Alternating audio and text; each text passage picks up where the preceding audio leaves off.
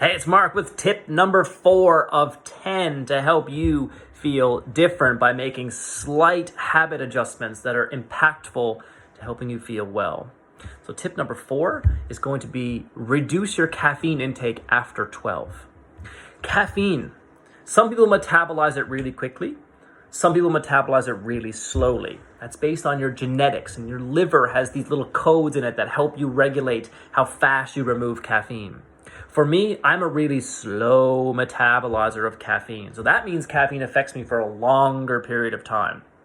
You might be a fast metabolizer of caffeine and burn through that coffee in maybe an hour, 2 hours, 3 hours, seemingly. But interestingly, you can keep plowing it in there without having negative consequences. And that's okay too. But here's what I'm asking you to do. Caffeine, we know, acts on your body for at least 8 hours. Okay, so it's going to take your body so much time to clear that caffeine, because caffeine's telling your brain that it's awake and it's alert and it's excited, right? It's telling your body actually not to count the fact that it's creating a hormone that's telling you it's almost time for bed. That's what it's doing.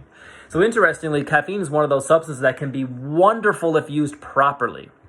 But caffeine can also drive you into this position where you're overstimulated. And how you know you're overstimulated is that those cups of coffee don't seem to affect you anymore. Your body is what's called down regulating that response that you're having when you're drinking caffeine. So here's the tip. Drop the caffeine after 12.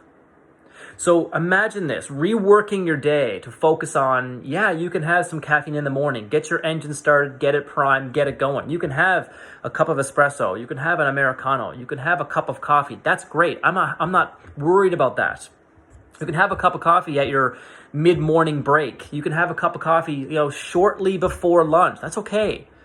But you know what? What's really kind of maybe messing some people up is that afternoon lull at 3 o'clock when you're looking at like, oh my God, I'm ready to fall asleep here at my desk. Well, think about that objectively. That's your body actually giving you a signal that is starting to get ready for bed.